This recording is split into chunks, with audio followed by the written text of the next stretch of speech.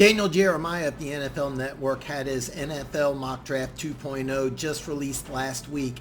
Let's break it down. First thing you realize is Jalen Carter going number 1 to Chicago. That makes a lot of sense. Bryce Young going number 2 also makes a lot of sense. What I really love about this draft is Tyree Wilson going to Arizona. Now you have Jonathan Gannon, who's taken over as the new head coach in Arizona.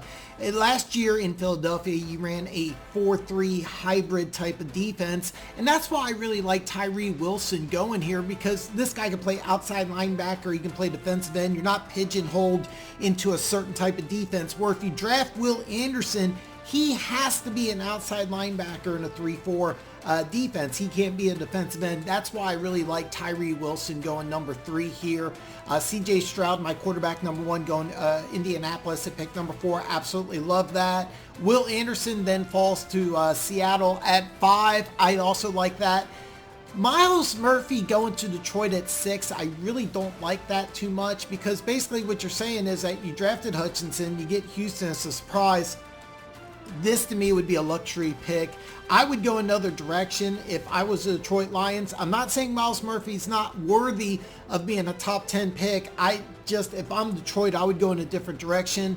Will Levis going to the Raiders at 7. Levis Levis. I like this because he's out of all the quarterbacks in the draft, he's the guy that's most likely to be able to start day 1. Now this pick I don't like at all, and it's nothing against Lucas Van Ness. It's just that you're the Atlanta Falcons, all right? Terry Fontenot and Arthur Smith are coming up off of back-to-back double-digit loss seasons. Year 3's coming around.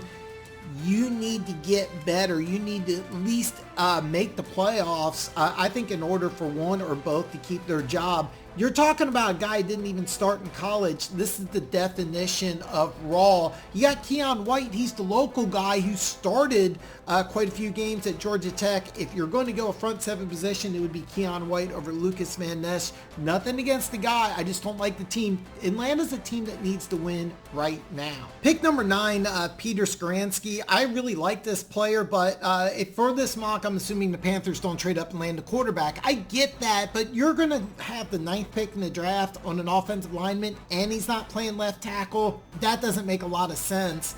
It makes sense that the Panthers want to go to land a veteran quarterback. I could roll with that. But they use this pick on a interior offensive lineman or a right tackle doesn't make a lot of sense. You got to go in another direction here. Witherspoon at 10 makes a lot of sense. Paris Johnson, day 1 starter, makes also a lot of sense. Now, I have nothing against Jordan Addison here, but in my opinion, if you are the Houston Texans, the Houston Texans last year's draft wanted to draft everybody who either played high school or college in the state of Texas. Quentin Johnson, who played college ball at TCU, is my wide receiver number 1. That would be a better option. Now, if you think Addison's a much better player than Quentin Johnson, I have no problem with that, but I think Quentin Johnson just makes a lot more sense. Broderick Jones to the Jets at 13 makes a lot of sense. I don't think he's a left tackle, but if you think he is, this is just an absolute steal. Christian Gonzalez just makes a ton of sense for the New England Patriots. This would be a home run pick for the Patriots. Get a guy I'm hearing he's going to put on a show at the Combine. This is interesting because I really like Dalton Kincaid quite a bit. Now, Michael Mayer is my tight end number 1. I think this makes a little more sense, but if you got Kincaid over Mayer on your draft board, it makes a lot of sense regardless of who is playing quarterback. For the Green Bay Packers, you drafted a couple rookie receivers last year. Go tight end here. Great pick for the Packers. Washington goes with Joey Porter Jr. Darnell Wright is a guy I really like quite a bit. He would be a day 1 starter on the right side. I love this pick. And then one of my favorite picks in the whole draft is Detroit going Anthony Richardson. If you go Richardson at 6, I wouldn't like it, but you get Richardson at 18. Here's what I love about it. He offers a completely different skill set than Jared Goff. He doesn't have to start this year, but you can use him in packages due to his running ability. You could have some fun with this pick. He takes over as starter in 2024. Bijan Robinson is a great pick for the Tampa Bay Buccaneers, but I'd be kind of curious of what you want to do with Leonard Fournette. Now, you got a guy who's under contract for the next couple of years. If you draft Robinson, you either got to trade or just flat out release Leonard Fournette.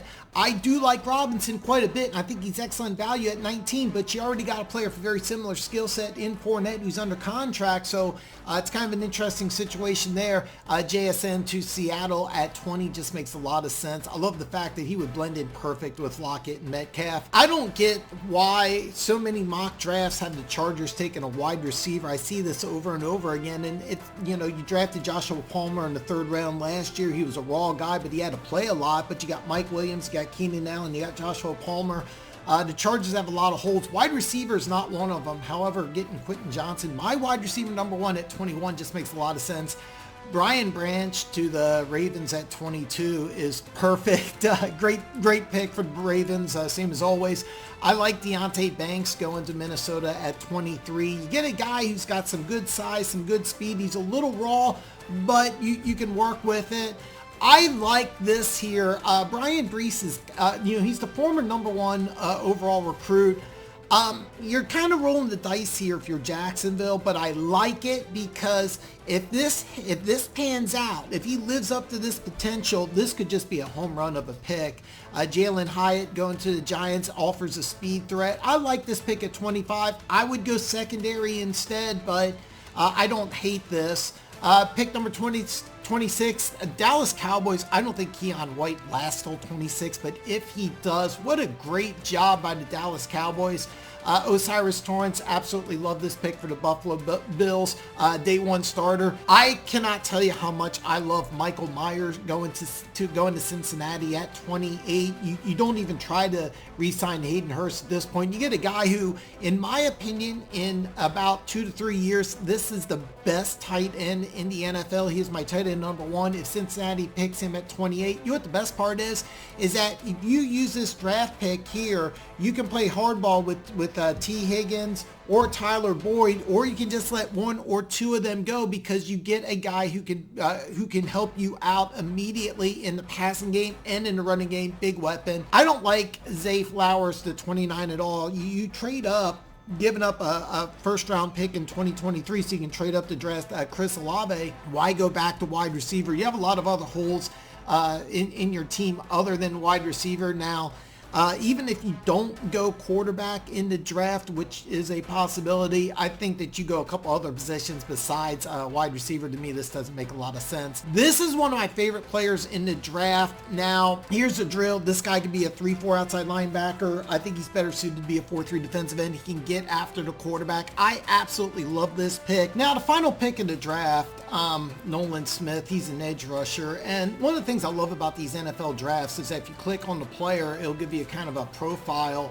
And as you can see here, he's listed by the NFL Network. Now, the official measurements are going to come out during the combine, which is going to be here in just a few days. But look at his measurements: 6'3", 235. So he's an outside linebacker. He's not a defensive end, and the Chiefs run a 4-3 scheme. It's not a scheme diverse system. To be honest, as a Chiefs fan, I would love to switch these two. If I was an Eagles fan, I would want Felix Nzuke Umza, and I'm butchering that name, so I apologize in advance, but I did watch quite a bit of you, and I absolutely love you as a player, even though I'm not going to be able to pronounce your name correctly.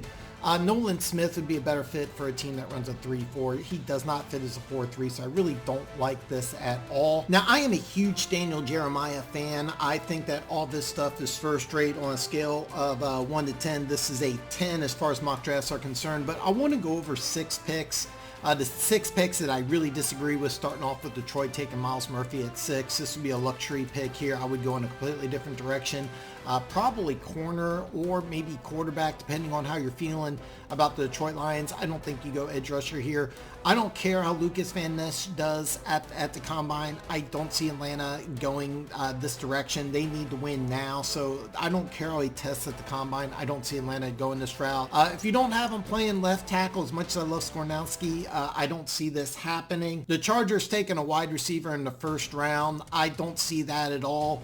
And same thing with the Saints here. Going wide receiver in round 1. And as much as I like Nolan Smith, I don't think he's a great fit for a team that runs a 4-3 exclusively. Now, the two picks I absolutely love in this draft is Tyree Wilson. Yes, I thought that there could be a possibility Tyree Wilson goes over Will Anderson. I thought I was the only one, but Daniel Jeremiah agrees with me. I absolutely love this pick. This is actually my favorite out of all of these. This and pick number 18, Anthony Richardson going to Detroit. Absolutely love these picks. These are my two favorite picks in the draft. There are 6 that I don't like, 2 that I absolutely love. The rest of this mock draft is an A+ mock draft. Now, if you haven't already, please hit that subscribe button. If you're a fan of the NFL Draft, this is the channel for you. Check out this video where I break down Chad Reuter's 3-round mock draft. And if you're new to this channel, I go live every Friday night, 7 p.m. Central Standard Time on the live stream. All questions are answered and anything goes. Look forward to seeing you again very soon.